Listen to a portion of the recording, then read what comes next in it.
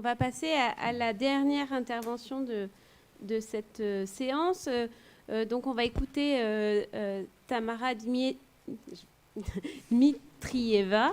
Je me suis entraînée pourtant.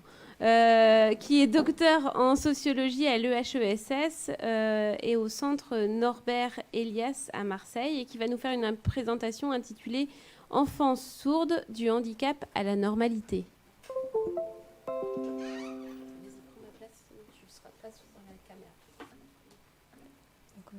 Je suis vraiment ravie d'être là et de participer à cette réflexion sur l'enfance et le handicap. Donc ma communication d'aujourd'hui, il porte sur l'enfance sourde et il se base sur ma thèse en sociologie que j'ai soutenue il y a 3 mois, c'est très récent. Je n'ai pas encore eu l'occasion de communiquer sur mon travail après l'avoir achevé, la mise à écrit. Je vais donc reprendre rapidement mon travail, les grandes lignes. La communication va se dérouler en 4 temps. Donc, d'abord, je vais proposer des principaux concepts qui sont au cœur de mon approche, puis donner quelques éléments socio-historiques sur l'enfance sourde, pour après arriver à la période plus récente et enfin passer de dispositifs aux expériences du grandir sourd. Donc, les principaux concepts, d'abord, je parle du monde de la surdité et de l'enfance sourde. Donc, le monde social, ça vient en référence au travail de Howard Becker. Donc, le monde de l'enfance sourde, elle peut être considérée comme un sous-ensemble du monde de la surdité, qui est composé par les personnes qui sont concernées par la surdité et partagent un certain nombre de conventions.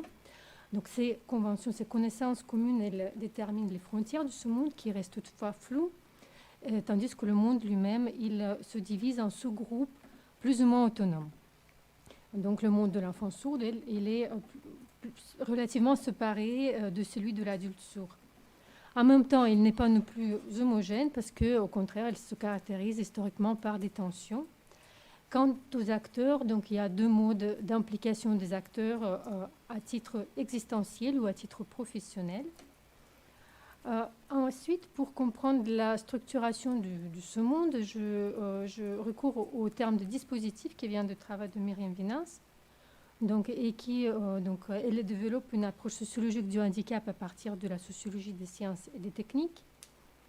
Dans cette approche, la personne atteinte d'une maladie ou d'une déficience est insérée dans la société et fabriquée en tant que personne dotée des capacités à travers 3 types de dispositifs. Donc, les dispositifs d'aide, techniques ou humains, dispositifs discursifs, dispositifs institutionnels. Et s'il est important pour moi de prêter attention à ces dispositifs, c'est qu'ils non seulement structurent le monde de l'enfance sourde, ils déterminent partiellement les expériences, les parcours des enfants, mais aussi ils rendent possible l'émergence des capacités à faire de ces enfants et de leur famille. Et enfin, je vais parler de la normalité, de la normalisation. Donc, encore une fois, en référence au travail de Myriam Winnens. Donc, selon sa définition relationnelle du sujet, donc les incapacités, les capacités du sujet sont définies dans un collectif des entités humaines et non humaines. L'expérience du handicap, elle est distribuée dans ce collectif. Et donc, le normal, le non normal, ils vont être définis au niveau des interactions. Et la normalité, donc, elle peut être définie comme constituée dans une tension entre la similitude et la différence. La normalité, donc, elle n'est pas ni une caractéristique inhérente du personne, ni un état, mais elle apparaît comme le résultat de normalisation en œuvre. Et donc, il y a 3 formes de normalisation qu'on peut distinguer, qu'elle distingue, par l'alignement sur la norme prédéfinie, par le travail sur la norme et qui aboutit à la production d'une norme, une normalité différente, et par le partage de la norme qui ne conduit cependant pas à la transformation de la personne. Donc, je renvoie au travail de Myriam Winnens pour plus de détails. Pour les éléments socio-historiques, on peut dire qu'au fil des siècles, on va apparaître différentes figures de l'enfant sourd, enfant éducable, rééducable, sourd-muet, sourd-parlant. Pardon. Donc, il y a différentes figures de l'enfant sourd. Il y a enfant éducable, rééducable, sourd-muet, sourd-parlant, après déficient auditif et différent, handicapé, bilingue, etc. Donc, au cœur de cette évolution se trouve pour moi la question de l'intégration, ou l'inclusion sociale, ou du vivre ensemble possible et de la norme à partir de laquelle est pensé ce vivre ensemble. Avant tout dans le contexte éducatif. Donc, si la finalité de l'éducation de l'enfant sourd elle est formulée de manière plus ou moins explicite en termes d'intégration sociale, l'opposition quant aux moyens déployés aux méthodes caractérise historiquement le paysage éducatif français. Mais plus d'une question de méthode, pour moi, il s'agit de façon différente de concevoir en fait l'intégration de l'enfant et de l'adulte sourd dans la société et de penser sa normalité. Donc, on peut parler de l'institution de la catégorie de l'enfance sourde-muette avec les premiers établissements des sourds. Donc, l'enfance sourde, elle prend forme comme réalité sociale et collective, comme enfance éducable. Et après, on passe en fait progressivement de l'enfant sourd-muet à l'enfant sourd-parlant. Parce qu'il y a une réforme pédagogique des années 80 qui intervient et qui crée une rupture avec l'imposition de la méthode orale pure et l'apprentissage de la parole devient central dans le projet de l'intégration des enfants sourds. L'éducation des sourds elle devient une activité spéciale qui restera pendant longtemps distinguée de l'instruction. Et en revenant au processus de normalisation, donc on peut voir cette évolution comme à travers deux formes de normalisation à long terme. D'abord, d'une part, alignement à la norme majoritairement partagée, entendre et parler vocalement, et d'autre part, travail sur la norme, donc s'exprimer en langue signée. Et le premier processus, alignement à la norme, il prend progressivement, s'impose progressivement vers la fin du XIXe siècle, avec ce glissement vers l'enfant sourd-parlant. Mais l'impossibilité des enfants sourds, en fait, de rejoindre la norme, il mène paradoxalement à leur anormalisation, même littéralement avec leur inscription dans le champ de l'enfance anormale dans les premières décennies du XXe siècle.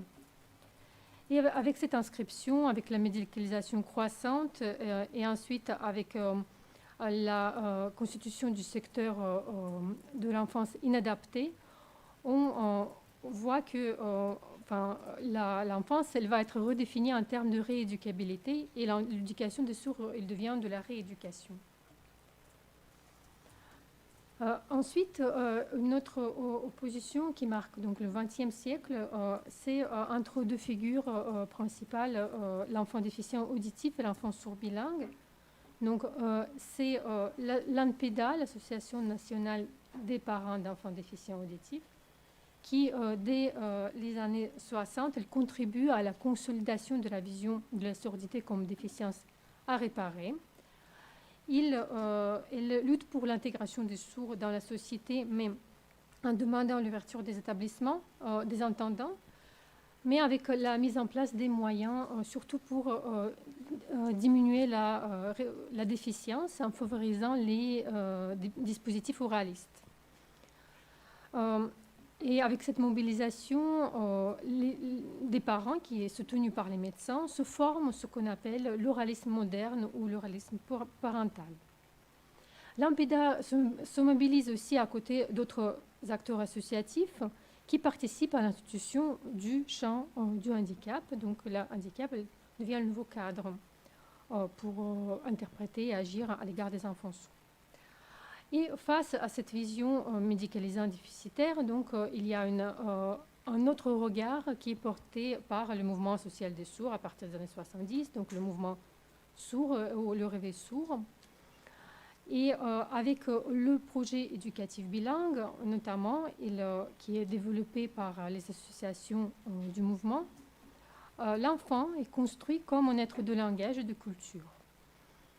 Donc, le but est que l'enfant ne soit plus considéré comme un déficient auditif à rééduquer, mais comme un élève au même titre qu'un enfant entendant à instruire, tout en tenant compte de sa différence.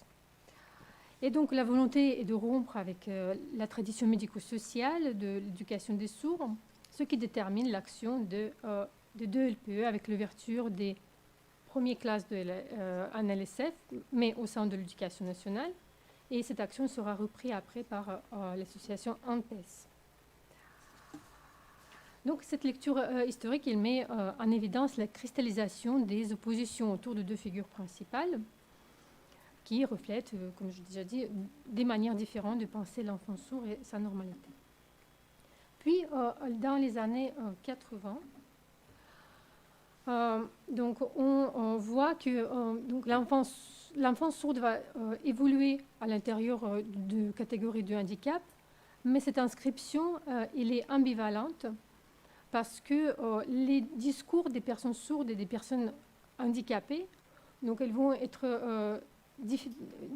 diverger, ainsi que les discours des champs d'études constitués autour du handicap et autour de la surdité, donc Deaf Studies et Disability Studies, ils vont diverger aussi, et donc ils vont se constituer autour des modèles culturels et modèles sociaux qui ne sont que partiellement compatibles. Et donc la catégorie de l'enfance sourde et ces dispositifs ils vont être sous l'influence de 3 discours sur la surdité, donc en tant que déficience, en tant que handicap et différence linguistique. Donc l'enfant, en tant que déficient auditif, l'enfant sourd, il va bénéficier des avancées scientifiques et technologiques relatives à la réhabilitation auditive, des évolutions du dispositif de diagnostic et des pratiques rééducatives. Ensuite, en tant que sous-catégorie du handicap dont la notion même évolue, l'enfant sourd est concerné par les mesures qui s'adressent aux enfants dits handicapés en matière de leur intégration scolaire et puis de l'inclusion scolaire. Et enfin, la prise en compte des spécificités langagières de l'enfant sourd bilingue vont aboutir à la reconnaissance progressive de la LSF dans l'éducation, en parallèle à sa reconnaissance en tant que langue à part entière, sans qu'elle soit toutefois inscrite dans la Constitution. Donc pour la période, donc une partie de mon travail, elle porte sur l'évolution du dispositif dans la période récente, les années 2010, à partir des entretiens auprès des professionnels et des observations dans divers dispositifs. Donc sans pouvoir rentrer plus en détail, j'aimerais mentionner que par exemple, le dispositif de l'implantation cochléaire, qui est controversé et qui rencontre pas mal de positions de la part des sourds, il continue à être banalisé avec l'implantation bilatérale et de plus en plus précoce, qui est préconisée par la Haute Autorité de Santé en 2012. Ensuite, c'est le dépistage néonatal de la surdité qui s'inscrit de façon aussi controversée dans le diagnostic de la surdité. Il est systématisé au niveau national à partir de 2012 aussi, ce qui ravive les débats et met la surdité, dénommée la surdité permanente néonatale, au même titre que d'autres maladies graves dépistées au 2e jour après la naissance. Cela n'est pas sans impacter les pratiques orthophoniques, car notamment avec la diminution radicale d'âge du début du suivi à 2-3 mois, l'essence même de la pratique orthophonique semble changer de la rééducation vers la prévention. Selon les orthophonistes rencontrés, la prise en charge précoce permet aux enfants de se normaliser, comme est leur expression, rapidement. La redéfinition de la surdité en termes de neurosciences cognitives soutient ces nouvelles pratiques. Ainsi, la notion de plasticité cérébrale, avec des périodes critiques du développement, semble devenir centrale dans l'organisation de la prise en charge de l'enfant sourd d'aujourd'hui et justifier le dépistage néonatal et la précocité des interventions. Donc la thérapie auditive verbale, dite thérapie AVT, fait son apparition aussi récente en France et développe cette même argumentation. Son approche s'inscrit pleinement dans l'oralisme parental renouvelé à l'aune des neurosciences. L'enfant entendant est pris comme un modèle pour le développement de l'enfant sourd Et la thérapie AVT aide à rattraper le retard, pensé comme un écart entre l'âge chronologique et l'âge auditif. On peut dire que l'enfant implanté, en fait, elle devient majeur, la figure majeure de l'enfant sourd d'aujourd'hui. Et il semble de tendre de plus en plus vers la normale dans son développement langagier et sa scolarité. Et donc, ce qui fait dire aux certains spécialistes que voilà, les sourds profonds, en choix, il n'y en a plus maintenant. Donc, ce qui est assez violent. Et les enfants sourds ne sont plus les mêmes qu'auparavant. Mais produire la normalité différente, notamment au niveau de la scolarité, s'avère plus délicat. Et la place de l'LSF, il reste en pratique très marginale malgré les avancées au niveau législatif. L'accès de l'enfant à la LSF il reste difficile. Et par exemple, la Fédération nationale des sourds de France, il revendique que tout l'enfant sourd doit recevoir une langue, en parlant de la langue des signes qui reste seule langue accessible pour les enfants qui permettent les interactions langagières précoces. Et il utilise le même argument de la plasticité cérébrale. Donc, pour éviter en fait la privation langagière et le syndrome de la privation langagière. Et le mouvement des sourds, il demande la reconnaissance constitutionnelle de la LSF. Donc, pour illustrer, j'ai mis quelques photos prises à la manifestation en 2019 où les enfants ils portent les revendications de leurs parents, mais aussi les revendications de leur propre avenir.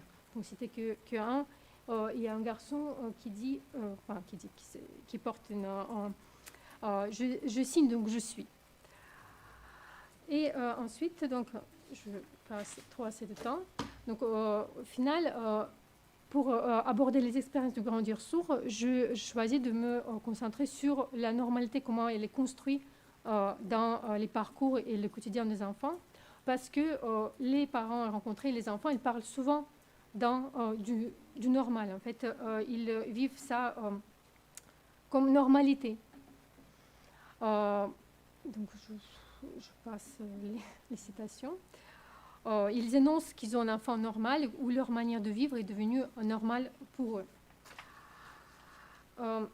Ce que j'ai appelé l'expérience de grandir sourd, il revêt une dimension forte collective parce que notamment les parents ils parlent du travail, du poids, donc ce que nous renvoie plusieurs références de travail de Serge Bersold ou toujours un travail de Myriam Winans.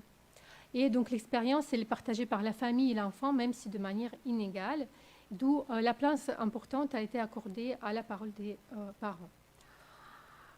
Ensuite, j'ai analysé l'analyse d'une étape importante dans le processus du grandir sourd, celui de la découverte de la surdité, a permis de développer une réflexion sur la quête de normalité. Donc c'est un peu à l'instar de la quête diagnostique, qui est un concept qui était développé par Jean-Sébastien Deliman. Donc cette quête de normalité peut être présentée comme la recherche de l'équilibre dans le quotidien familial et de façon plus large du normal de l'enfant dans toutes les dimensions de sa vie. Le grandir donc de sourd pris dans la dynamique de la quête de normalité peut être saisi alors à travers des manières de dire et de penser le normal, développées par des parents et aussi des enfants et imbriquées aux manières de faire, c'est-à-dire le processus de normalisation qui se met en place à travers différents parcours et au quotidien. Donc il y a différentes... ensuite, j'ai essayé de présenter un peu les différents parcours et surtout en faisant attention aux parcours qui ne cadrent pas par rapport aux tendances dominantes. Par exemple, il y a dans la quête de normalité, certaines familles vont déménager de l'Algérie en France. D'autres, ils s'engagent dans la nouvelle thérapie AVT ou encore les parents, les familles entendantes notamment, s'investissent dans la langue des signes. J'ai donc abordé en particulier les parcours des enfants qui passent une partie de leur scolarité en interne des institutions spécialisées. qui reste encore la réalité dans l'institution de Marseille, même si je sais que dans d'autres institutions, la scolarité elle est externalisée presque complètement. Donc, ce mode de scolarisation avec l'évolution des institutions devient minoritaire. Et à travers des études de cas, en fait, j'ai essayé de voir les diversités de ces parcours où des enjeux familiaux, scolaires et de prise en charge sont imbriqués où prennent en place les processus d'anormalisation. En fait, la scolarisation en interne, elle apparaît comme une réponse à la disqualification des enfants sourds en tant qu'élèves face aux normes scolaires et ou êtres de langage face à la norme dominante de la communication orale et vocale, ce qui montre en effet les limites de l'école inclusive et de la société inclusive. Et elle permet donc la production, des normalités différentes pour ces enfants. Donc les enjeux ne sont pas pareils pour tout le monde. Donc, il permet de garder sa place d'élève, de continuer de s'inscrire dans le langage et de construire des liens avec des pairs. Et pour conclure, en fait, c'était pour rebondir ce matin au fait que l'enfant handicapé, l'enfant sourd, c'est avant tout enfant. J'ai mis les citations de Bernard Montès. Je ne sais pas si j'ai le temps de le lire. Non. Bon, merci. C'est un choix. Merci. Bien, quelques questions. 2.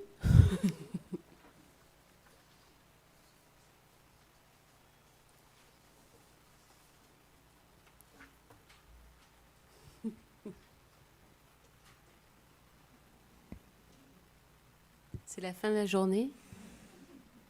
Les neurones ont du mal à rester actifs.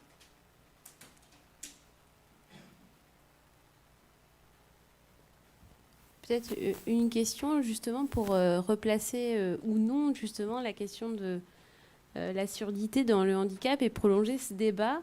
Quel écho tu as eu à ça, à ces débats-là dans le champ associatif et quelle conclusion tu as tiré dans ta tête sur ce débat entre surdité et handicap?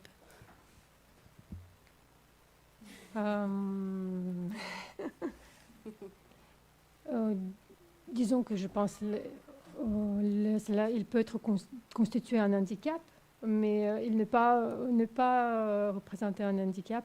Après, dans le secteur associatif, il y a une variété très très grande, même parmi les associations des parents qui ont des visions très différentes, qui sont en train de promouvoir différents modes de communication qui se concentrent plus sur l'oral avec le LPC ou le bilinguisme.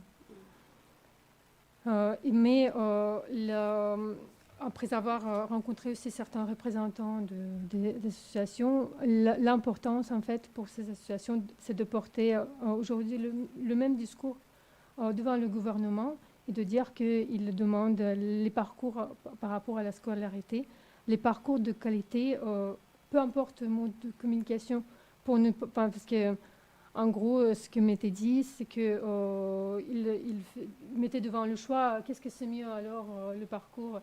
Et en fait, la famille qui a le droit de choisir selon la loi, il a aussi l'enfant il a le droit au parcours de qualité, ce qui n'est pas évident ni pour les familles qui choisissent les parcours bilingues, qui sont souvent les parcours militants, ni pour les familles qui choisissent les parcours oraux, qui aussi demandent, par exemple, les codeurs LPC. Ils ne sont pas toujours présents dans la scolarité, etc. Bernard Montès, il écrivait que c'est un handicap partagé, et je trouve ça assez juste, en tout cas, ça permet de détourner ce débat. et juste sur le dépistage néonatal, tu as dit qu'il y avait eu, que ça avait été contesté. Est-ce que tu peux nous en dire un peu plus? En fait, ça a un peu répété l'histoire de l'implant. En fait, il y a eu une forte opposition et mobilisation des associations. Dépistage néonatal, pareil, il y a eu le comité d'éthique qui était convoqué pour se prononcer. Et donc les associations de sourds, disons, ils voient ça, le dépistage néonatal, comme n'est pas neutre, comme étant inscrite a priori dans le dispositif un peu à l'amont de l'implant. Ah oui, d'accord. C'est une Enfin, manière d'imposer l'implant, quoi. Pas imposer, mais voilà, c'est souvent interprété de cette façon-là. Comment on fait un dépistage néonatal? Alors, c'est à 2 jours. Il y a une CPA potentielle évoquée. En fait, on envoie le son dans l'oreille du bébé. Et en fait, le nerf, il répond ou pas. Mais le problème, en fait, de dépistage à 2 jours, qui peut avoir des les résultats faux positifs et faux négatifs. Et donc, ce qui était aussi recommandé, c'est de ne pas le faire à 2 jours, mais de faire à 1 mois.